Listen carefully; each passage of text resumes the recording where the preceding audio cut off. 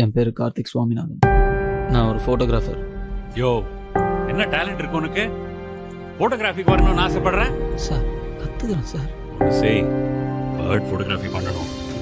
போய் எடுத்து வா, என்ன பண்ணுறேன்னு பார்க்கலாம்.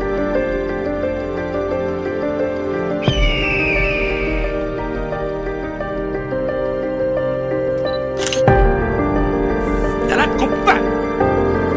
ஆடு மேய்க்கிறது தான் ஃபோட்டோகிராஃபி. கிளம்பியா?